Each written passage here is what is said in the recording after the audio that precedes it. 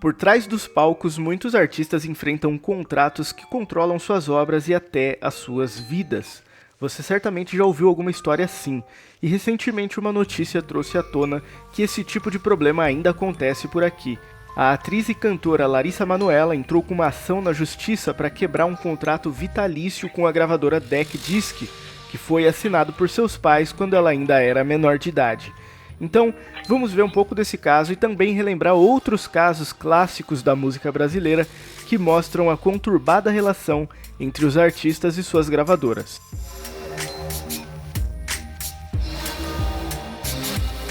Larissa Manoela ficou conhecida por todo o Brasil ao interpretar a Maria Joaquina no remake de Carrossel, que foi produzido pelo SBT em 2012.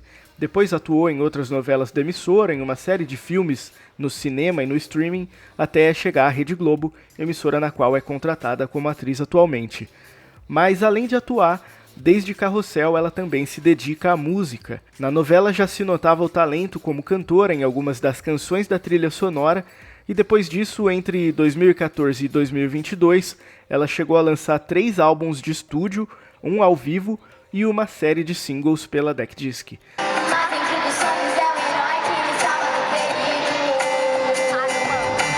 Agora ela quer voltar à indústria fonográfica, mas se vê presa a um contrato que foi assinado quando ela ainda não respondia por si mesma. O acordo com a DEC Disc foi assinado por seus pais em 2012, quando a atriz ainda tinha 11 anos.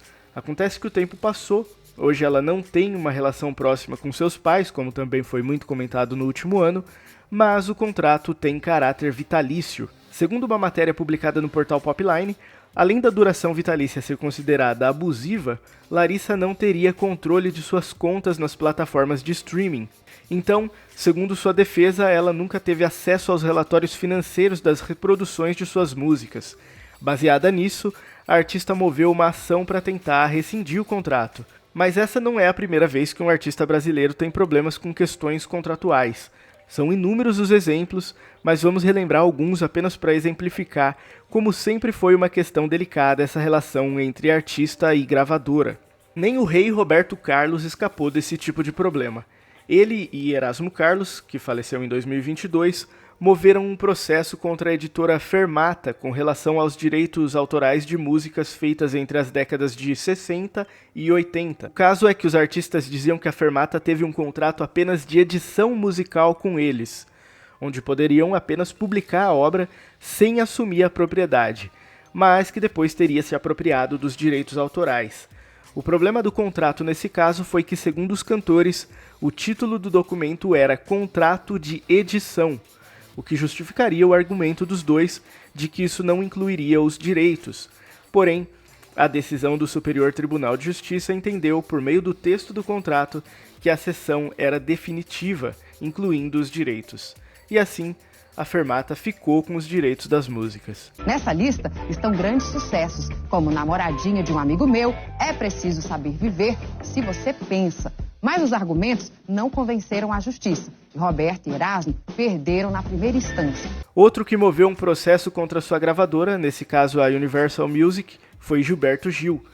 No caso dele, o contrato foi assinado na década de 1970 e a gravadora usava esse mesmo documento para comercializar suas obras em meio virtual. O fato é que na época da assinatura não existia internet da forma que é hoje, então seria necessário assinar um novo contrato entre as partes, já que o antigo não previa o surgimento da internet. Assim, Gil ganhou na justiça e a gravadora perdeu o direito sobre suas músicas. Ainda sobre a Universal Music, em um caso mais recente, Luísa Sonza teve problemas contratuais com a publicação de uma de suas obras, que foi barrada pela gravadora. Na época, ela publicou vídeos em seu Instagram explicando que não poderia lançar o seu projeto ao vivo do álbum Doce 22. A artista declarou até que estava disposta, tanto ela quanto sua nova gravadora, que era a Sony, a dar os direitos para a Universal. Eu fiz o ao vivo, gravei o ao vivo de um show que foi muito importante para mim, da turnê Conto dos Dois Mundos. E tá lindo, e quando eu descobri que a Universal não iria liberar, eu evitei escutar o ao vivo. É porque eu não queria escutar, porque eu sabia que não ia ser liberado. E cara, tá a coisa mais linda do mundo, e me dói demais pensar que a gente fez, tanta gente trabalhou nisso tanto, e tem uns simplesmente não liberam. Eu já ofereci, eles podem pegar todo o dinheiro disso, eu só quero que esse ao vivo saia, eu só queria ter um ao vivo do meu show. Por esses exemplos já dá para entender que são diversos os problemas que podem surgir entre os artistas e suas gravadoras e que por isso, muitas vezes, essa é uma relação conturbada. Tanto esses casos citados como o de Larissa Manoela apontam para um problema maior, que é a prática de contratos ou abusivos ou mal especificados.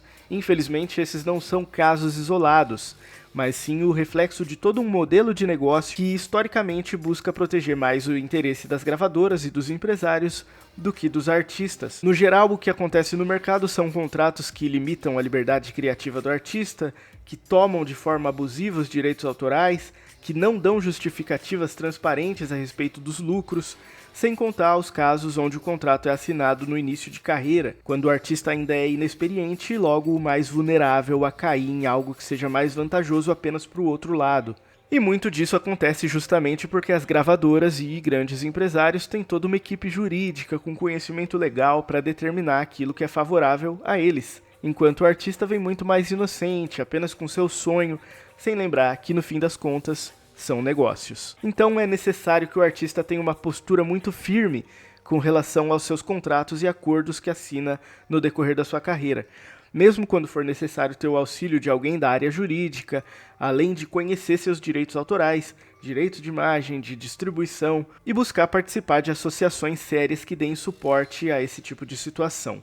Assim o sonho deixa de ser apenas um sonho e tem base para não se tornar uma armadilha. Mas deixa aí sua opinião nos comentários, o que se pode fazer para mudar essa realidade na relação dos artistas com suas gravadoras. Você conhece algum outro caso de contratos abusivos na música? Deixa aí seu like também para ajudar o canal e inscreva-se para acompanhar mais vídeos sobre a música brasileira. Obrigado por assistir até aqui e até a próxima!